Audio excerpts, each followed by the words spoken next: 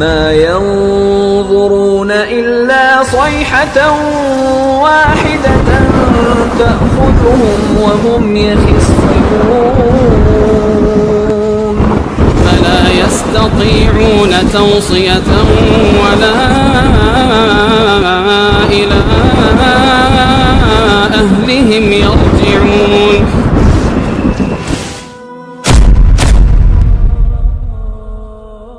बिस्मिल्लाहिर्रहमानिर्रहीम. दोस्तों, जब क़यामत की तमाम छोटी और बड़ी निशानियाँ पूरी हो जाएंगी तो क़यामत आना शुरू हो जाएगी. क़यामत की इब्तिदा सूर से होगी, जिसके बारे में इमामुल अंबिया रसूल अल्लाह सल्लल्लाहु अलैहि वसल्लम ने इरशाद फरमाया कि अल्लाह ताला के 4 मुक़र्रब फ़रिश्तों में से हज़रत इसराफ़ील अलैहिस्सलाम सूर मुँह में लिए अपनी पेशानी झुकाए कान अल्लाह ताला के हुक्म पर लगाए हुए हैं. जैसे ही अल्लाह ताला हुक्म देंगे वो सूर फूंकना शुरू कर देंगे और क़यामत का आगाज़ हो जाएगा. मुस्लिम शरीफ की हदीस के मुताबिक ये जुम्मे का दिन होगा. लोग अपने अपने कामों में मशगूल होंगे कि अचानक मशरिक़ व मग़रिब के तमाम लोग एक लंबी आवाज़ सुनेंगे जो आहिस्ता आहिस्ता ऊंची होती जाएगी. आवाज़ की हौलनाकी और सख्ती की वजह से लोगों में इज़्तिराब और बेचैनी फैलनी शुरू हो जाएगी. जब सूर की आवाज़ बिजली की कड़क की तरह शिद्दत अख्तियार कर जाएगी तब लोग मरना शुरू हो जाएंगे. जो आदमी जहाँ होगा वहीं गिर पड़ेगा. जैसे जैसे सूरह इसराफील बुलंद होती चली जाएगी वैसे वैसे निज़ाम कायनात दरहम बरहम होना शुरू हो जाएंगे. ज़मीन आंधी में हिचकोले खाने वाली कुंजील की तरह ज़लज़लों की ज़द में आ जाएगी. पहाड़ गर्द गुबार बनकर उड़ने लगेंगे. समंदरों में आग भड़क उठेगी. आसमान फट जाएगा और सूरज, चाँद और सितारे बेनूर हो जाएंगे. तमाम मखलूक, इंसान, जिन और फरिश्ते फ़ना हो जाएंगे. हत्ता कि मुल्कुल मौत भी अपनी रूह अल्लाह ताला के हवाले कर देंगे. हर जानदार और गैर जानदार चीज़ फ़ना हो जाएगी. बस सिर्फ़ एक अल्लाह वहदहू ला शरीक की ज़ात बाकी रहेगी. और अल्लाह सुब्हानहू ताला का ये इरशाद मुबारक पूरा हो जाएगा कि हर चीज़ फ़ना होने वाली है और सिर्फ़ तेरे रब्बे ज़ुल जलालुल इकराम की ज़ात ही बाकी रहने वाली है. जब हर चीज़ फ़ना हो जाएगी तो अल्लाह ताला फरमाएंगे कि दुनिया में जब्बार बनने वाले कहाँ हैं, दुनिया में मुतकब्बिर बनने वाले कहाँ हैं, आज के रोज़ बादशाही किसकी है. तवील सन्नाटे के बाद अल्लाह ताला ख़ुद ही उस सवाल का जवाब इरशाद फरमाएंगे कि आज के रोज़ बादशाहत सिर्फ़ अल्लाह वाहिद और क़हार की है. मुस्लिम शरीफ की हदीस के अल्फाज यूँ हैं कि मैं हूँ बादशाह, कहाँ है दुनिया के जब्बार मुतकब्बिर. एक तवील मुद्दत जिसका इल्म अल्लाह सुब्हानहू ताला को है सुकून और सन्नाटे में गुजर जाएगी. फिर जब अल्लाह ताला चाहेंगे नए सिरे से आसमान, ज़मीन और फरिश्तों को पैदा फरमाएंगे. नई ज़मीन में पहाड़ों और समंदरों का नामो निशान तक नहीं होगा, बल्कि वो सफ़ेद, हमवार और चटेल मैदान होगी जो अपने रब के नूर से खूब रोशन होगी.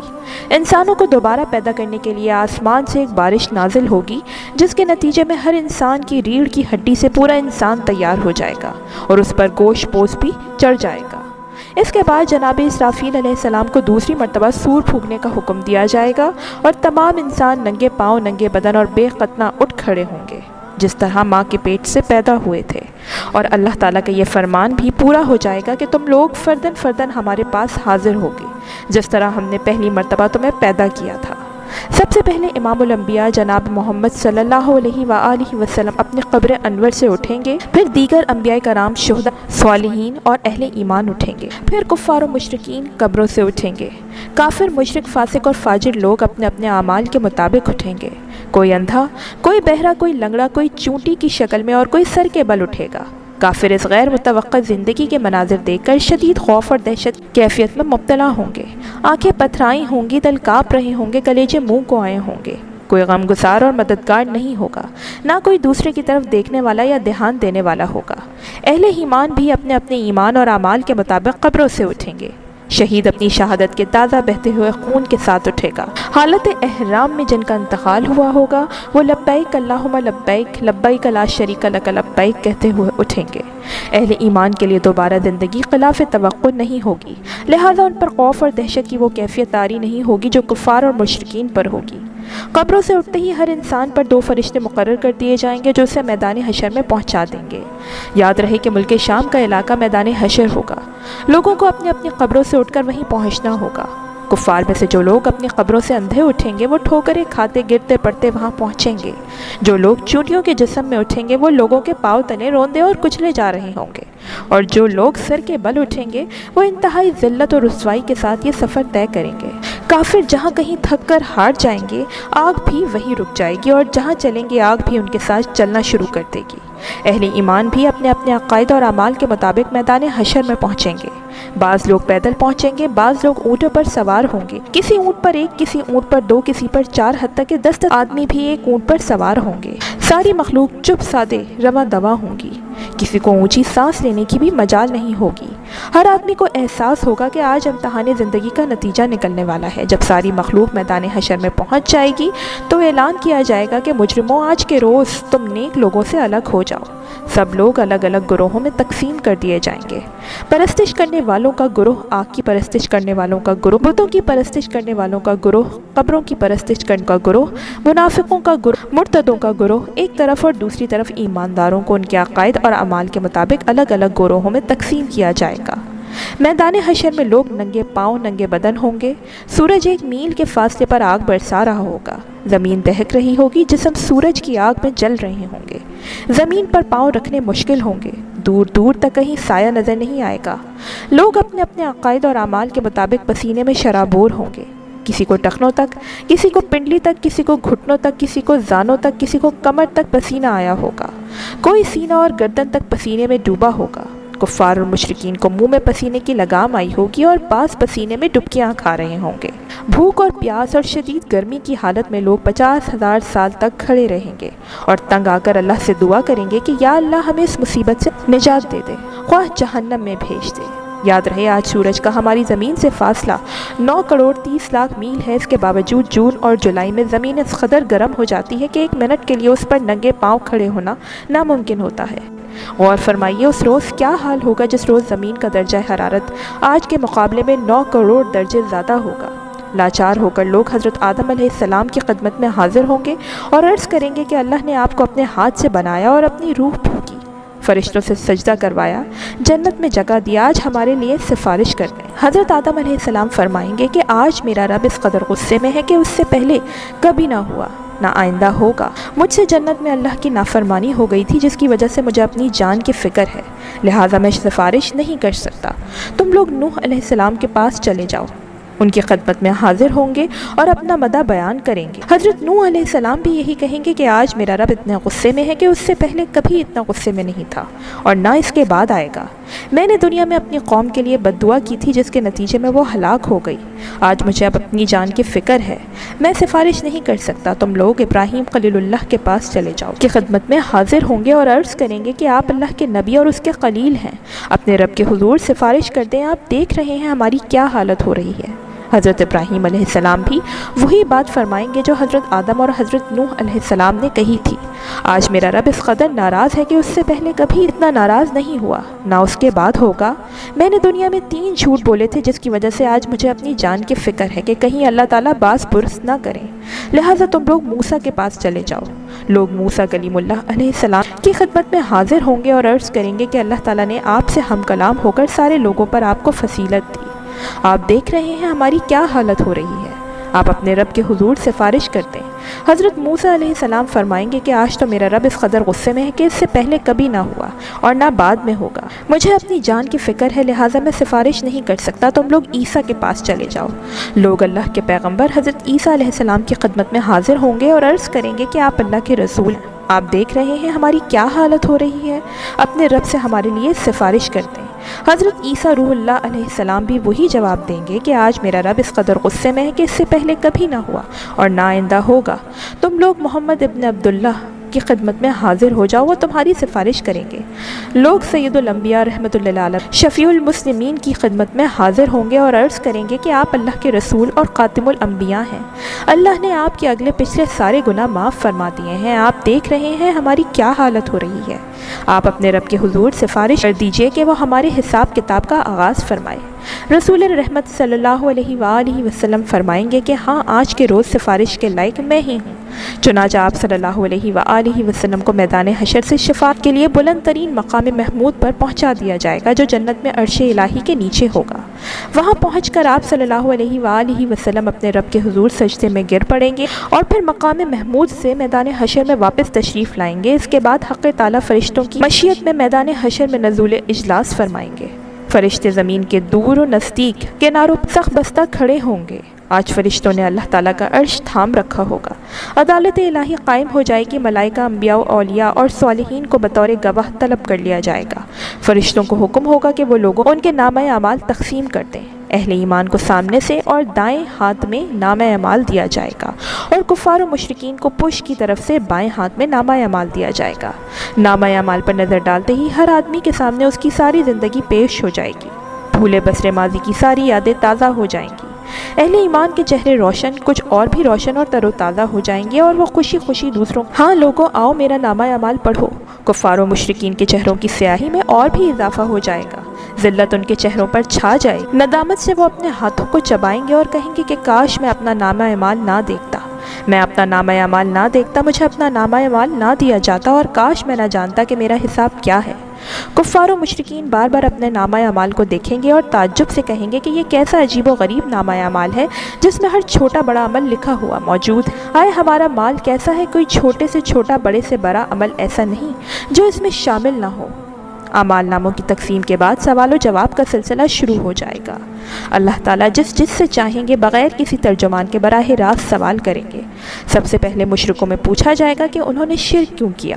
مشرک انکار کر دیں گے اور اللہ کی قسم کھا کر کہیں گے کہ ہم نے تو کبھی شرک نہیں کیا۔ اللہ تعالیٰ کرامن کاتبین کو گواہی کے لیے بلائیں گے، وہ مشرکوں کے شرک کی گواہی دیں گے، لیکن مشرک پھر انکار کر دیں گے۔ شرک سے بھرپور کرامن کاتبین کا تیار کیا ہوا نامہ اعمال ان کے سامنے رکھ دیا جائے گا۔ مشرک اس سے بھی انکار کر دیں گے۔ پھر اس دور کے انبیاء، علماء اور اولیاء کو گواہی کے لیے بلایا جائے گا تو وہ ان کے شرک کی گواہی دیں گے، لیکن مشرک اس سے بھی انکار کر دیں گے۔ پھر قبر یا مزار کی وہ جگہ جہاں شرک کیا جاتا تھا گواہی کے لیے لائی جائے گی، وہ بھی مشرکوں کی شرک کی گواہی دے گی، لیکن مشرک اس کا بھی انکار کر دیں گے اور اللہ سے مخاطب ہو کر کہیں گے کہ یا اللہ کیا تو نے اپنے بندوں کو ظلم سے پناہ نہیں دی؟ اللہ تعالیٰ ارشاد فرمائیں گے کہ ہاں میں نے اپنے بندوں کو ظلم سے پناہ دی ہے۔ مجھ سے کہیں گے آج ہم اپنی ذات کو تسلیم نہیں کریں گے۔ اللہ تعالیٰ ان کی زبانوں پر مہر لگا دیں گے اور ان کے اعضاء کو بولنے کا حکم دیں گے۔ تب مشرکوں کے اعضاء گواہی دیں گے کہ ہاں واقعی یہ شرک کرتے تھے اور یوں ان پر جہنم واجب ہو جائے گی۔ مشرک اپنے اعضاء کو لعن طعن کریں گے کہ ہم تو تمہیں جہنم سے بچانے کی کوشش کر رہے تھے۔ جواب میں اعضاء کہیں گے جس اللہ نے تمہیں قوت گویائی عطا فرمائی اس نے ہمیں بولنے کا حکم دیا تھا، ہم کیسے انکار کر سکتے تھے؟ ایک منافق سے اللہ تعالیٰ سوال کریں گے کہ کیا میں نے تجھے دنیا میں عزت، حکومت، اہل و عیال اور مال و دولت نہیں دیا تھا؟ وہ عرض کرے گا کیوں نہیں یا اللہ، سب کچھ دیا تھا۔ اللہ تعالیٰ دوسرا سوال پوچھیں گے کہ کیا تجھے یقین تھا کہ قیامت آئے گی اور اللہ کے سامنے جواب دہی ہوگی؟ منافق کہے گا کہ ہاں یا رب، مجھے یقین تھا، میں نے تیرا کلمہ پڑھا، تیری کتاب پر ایمان لایا، تیرے رسول پر ایمان لایا، نماز پڑھی، روزے رکھے، زکوٰۃ دی۔ منافق اپنی تعریفیں کرنے میں پورا زور بیان صرف کر دے گا اور اللہ کہے گا اچھا ذرا ٹھہرو، ہم کچھ اور گواہ لاتے ہیں۔ منافق اپنے دل میں سوچے گا کہ میں تو مسلمانوں کے ساتھ مل کر نماز روزہ کرتا رہا، آج میرے خلاف گواہی کون دے گا؟ اللہ تعالیٰ اس کے منہ پر مہر لگا دیں گے اور اس کی ران کو بولنے کا حکم دیں گے۔ چنانچہ اس کی ران، اس کے بدن کا گوشت، اس کے بدن کی ہڈیاں اور اس کے جسم کا روح رواں اس کے نفاق کی گواہی دے گا۔ ایک طرف تو یہ نماز روزہ کرتا رہا اور دوسری طرف کفار سے دوستی پر نازا تھا اور ان کے مفادات کے تحفظ کرتا رہا، مسلمانوں کو دھوکہ دیتا رہا اور ان سے غداری کرتا رہا۔ اللہ تعالیٰ اس پر سخت غضبناک ہوں گے اور اس پر جہنم واجب ہو جائے گی۔ اہل ایمان سے سوال و جواب کا انداز بالکل مختلف ہوگا۔ ایک مومن آدمی کو اللہ تعالیٰ اپنے قریب بلا کر اس پر اپنا دامن رحمت ڈالیں گے اور اس سے سوال کریں گے کہ تو نے فلاں گناہ کیا تھا؟ مومن عرض کرے گا کہ ہاں یا اللہ کیا تھا۔ اللہ تعالیٰ اس کے ایک ایک گناہ کے بارے میں سوال کریں گے اور وہ اقرار کرتا چلا جائے گا اور سوچے گا کہ اب تو وہ ضرور ہلاک ہو جائے گا۔ آخر میں اللہ تعالیٰ ارشاد فرمائیں گے کہ میں نے تیرے گناہوں پر دنیا میں بھی پردہ ڈالا ہوا تھا اور آج بھی پردہ ڈال رہا ہوں، اور اسے جنت میں بھیج دیا جائے گا۔ افراد کے علاوہ انبیاء اور رسول کی تکذیب کرنے والی اقوام سے بھی سوال و جواب ہوں گے۔ قوم نوح سے سوال ہوگا کہ تم نے پیغمبر کی تکذیب کیوں کی، اور وہ حضرت نوح علیہ السلام کی دعوت کا انکار کریں گے۔ اللہ تعالیٰ حضرت نوح علیہ السلام سے فرمائیں گے نوح علیہ السلام اپنے حق میں گواہی لاؤ۔ حضرت نوح علیہ السلام عرض کریں گے میری گواہی امت محمدیہ ہے۔ چنانچہ امت محمدیہ کے علماء، اولیاء اور صالحین حاضر کیے جائیں گے اور وہ گواہی دیں گے کہ ہاں نور پیغمبر بنا کر بھیجے گئے تھے اور انہوں نے 950 سال تک حق رسالت ادا کیا۔ قوم نوح کہے گی تم تو ہمارے زمانے میں موجود ہی نہیں تھے، تم یہ گواہی کیسے دے رہے ہو؟ اس پر رسول اکرم صلی اللہ علیہ وآلہ وسلم کو لایا جائے گا اور وہ اپنی امت کی صداقت کی گواہی دیں گے کہ میری امت نے قرآن مجید کی روح سے بالکل سچی گواہی دی ہے۔ رسول اللہ صلی اللہ علیہ وآلہ وسلم کی اس گواہی کے بعد قوم نوح لاجواب ہو جائے گی اور مجرم قرار پا کر جہنم میں ڈال دی جائے گی۔ ایسا ہی معاملہ قوم ہود، قوم صالح، قوم شعیب، قوم لوط اور دوسرے انبیاء کی اقوام کے ساتھ ہوگا۔ پھر بارگاہ الہی میں درخواست کریں گے کہ اے ہمارے رب، ہم نے سب کچھ دیکھ لیا اور سن لیا، بس ایک دفعہ ہمیں دنیا میں واپس بھیج دیں، ہم ضرور نیک عمل کریں گے۔ ارشاد ہوگا تمہارا یہ عذر بھی قابل سماعت نہیں، گمراہ ہونے والوں کو گمراہ ہونے کا عذاب دیا جائے گا اور گمراہ کرنے والوں کو گمراہ کرنے کا عذاب دیا جائے گا۔ اپنی اپنی جگہ تم دونوں ہی مجرم ہو، دونوں کو اپنے اپنے کیے کی سزا ملے گی۔ حشر میں اس قسم کے سوال و جواب کے علاوہ دیگر اعمال و حساب و کتاب بھی ہوگا۔ حقوق اللہ میں سے نماز کا حساب سب سے پہلے ہوگا۔ جو آدمی نماز کے حساب میں کامیاب رہا انشاءاللہ باقی اعمال میں بھی کامیاب رہے گا، اور جو نماز کے حساب میں ناکام رہا وہ باقی اعمال بھی ناکام رہے گا۔ نماز جنت کی کنجی ہے۔ حقوق العباد میں سب سے پہلے قتل کا حساب لیا جائے گا، اس کے بعد دوسرے اعمال کا مقتول کو، قاتل سے مظلوم کو، ظالم سے مجبور کو، جابر سے، محکوم کو، حاکم سے اس کا حق دلوایا جائے گا۔ اللہ تعالیٰ فرمائیں گے کہ میں بادشاہ ہوں اور حقوق دلوانے والا ہوں۔ آج کوئی جہنمی اس وقت تک جہنم میں نہیں جا سکتا جب تک کسی جنتی کو اس کا حق نہ دلوا دوں، اور کوئی جنتی اس وقت تک جنت میں نہیں جا سکتا جب تک کسی جہنمی کو اس کا حق نہ دلوا دوں۔ چھوٹے سے چھوٹے ظلم اور معمولی سی معمولی زیادتی کا حق بھی اللہ تعالیٰ حقدار کو دلوا کر چھوڑیں گے۔ اگر کسی نے کسی کا حق غصب کیا ہوگا تو اللہ تعالیٰ اس کا بدلہ بھی دلوائیں گے۔ اگر کسی نے کسی جانور پر ظلم کیا اور زیادتی کی ہوگی تو اس جانور کا بدلہ بھی اللہ تعالیٰ لے کر چھوڑیں گے۔ حتیٰ کہ اگر کسی جانور نے کسی جانور پر ظلم کیا ہوگا تو ان جانوروں کو بھی ایک دوسرے سے حقوق دلوانے کے لیے زندہ کیا جائے گا، اور مظلوم جانوروں کو ظالم جانور سے بدلہ دلوایا جائے گا۔ اس کے بعد انہیں دوبارہ کا حکم دیا جائے گا۔ حقوق کی ادائیگی نیکیوں کے ساتھ ہوگی۔ ظالم نے مظلوم پر جتنا ظلم کیا ہوگا اس کے برابر اس کی نیکیاں لے کر مظلوم کو دی جائیں گی۔ اگر ظالم کے نامہ اعمال میں نیکیاں نہیں ہوں گی تو پھر مظلوم کے گناہ ظالم کے سر پر ڈال دیے جائیں گے۔ حقوق لینے اور دینے کے بعد تمام انسانوں کو نامہ اعمال اپنی آخری شکل میں وزن ہونے کے لیے تیار ہو جائیں گے، اور اتمام حجت کے لیے میزان قائم کیا جائے گا۔ میزان میں جن لوگوں کی نیکیوں کا پلڑا بھاری ہوگا وہ کامیاب قرار پائیں گے اور جنت میں جائیں گے، اور جن کی برائیوں کے پلڑے بھاری ہوں گے وہ جہنم میں جائیں گے۔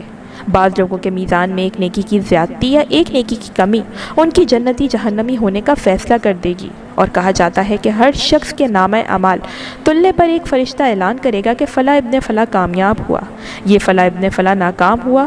مال کا وزن ان کے ایمان اور عقیدے کے مطابق ہوگا۔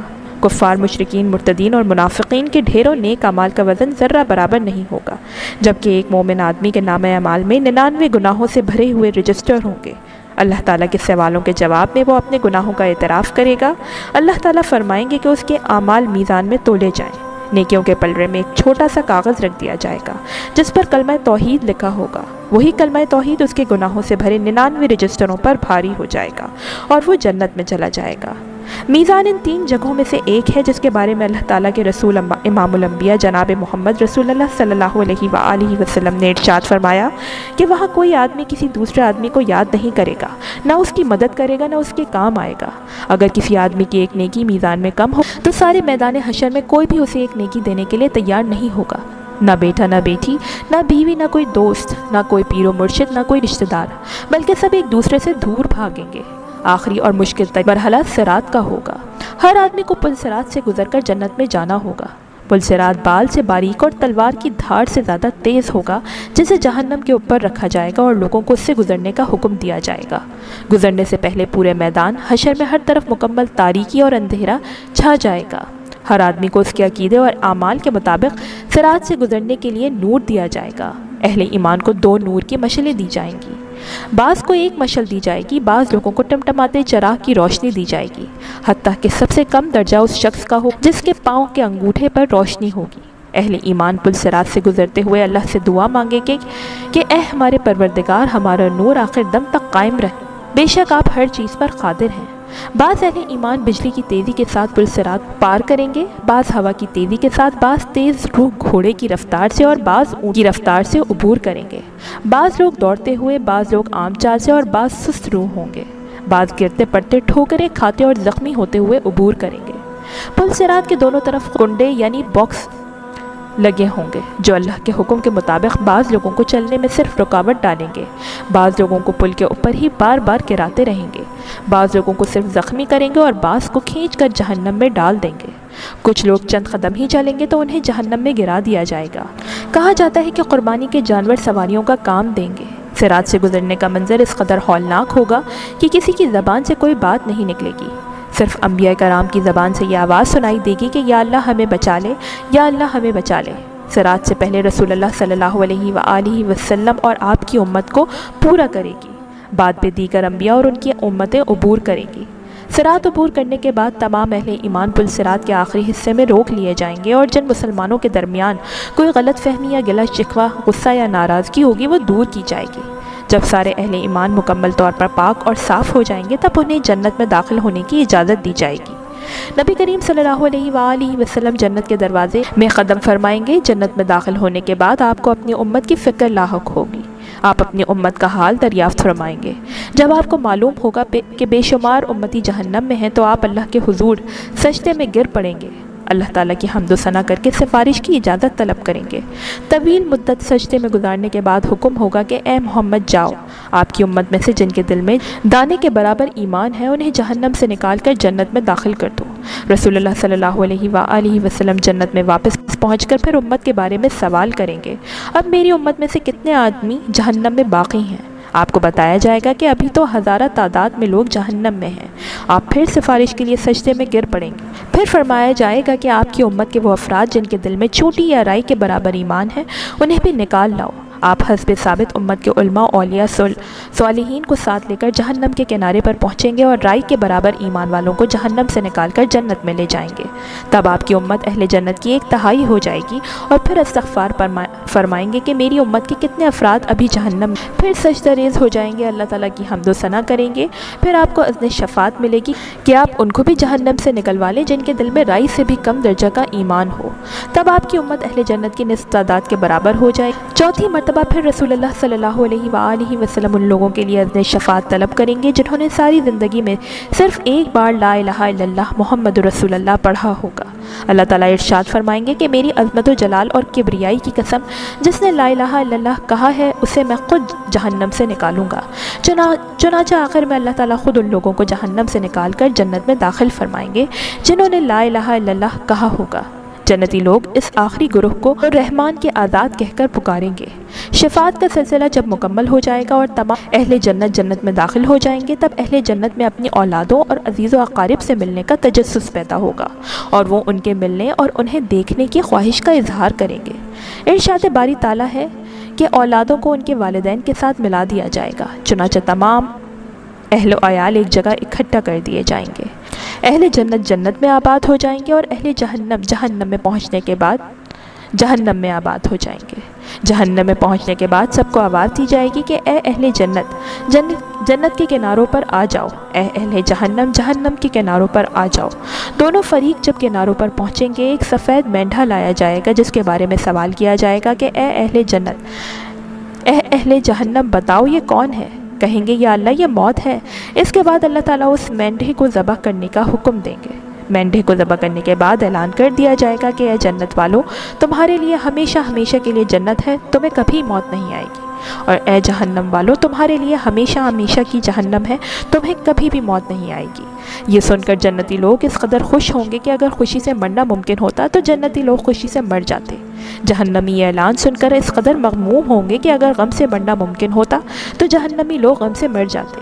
آخرت کی لازوال اور اپنی نعمتوں کے مقابلے میں دنیا کی نعمتیں بالکل عارضی اور کم تر ہیں۔ بس عقل مند لوگ وہی ہیں جو نہ تو دنیا کے مصائب و آلام سے گھبرا کر اللہ کے رسول کی نافرمانی میں پڑے اور نہ ہی دنیا کی رنگینیوں اور فریب میں مبتلا ہو کر اللہ اور اس کے رسول کو ناراض کر بیٹھے، بلکہ دونوں حالتوں میں ان کی نگاہ آخرت کے آنے والے مراحل پر رہے۔ نبی صلی اللہ علیہ وآلہ وسلم سے دریافت کیا گیا کہ رسول اللہ مومنوں میں سب سے زیادہ عقل مند کون ہے؟ آپ نے ارشاد فرمایا، جو موت کو زیادہ یاد کرتا ہو اور جو موت کے بعد آنے والے وقت کے لیے اچھی طرح تیاری کرتا ہو وہ سب سے زیادہ عقل مند ہے۔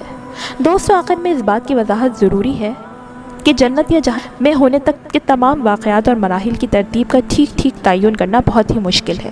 اگر آپ کو ہماری ویڈیو پسند آئی ہے تو اسے شیئر اور لائک ضرور کریے گا۔ اللہ سے دعا ہے کہ اللہ ہمیں آخرت کی تیاری کرنے کی توفیق عطا فرمائے اور ہمارا خاتمہ ایمان پر فرمائے، آمین۔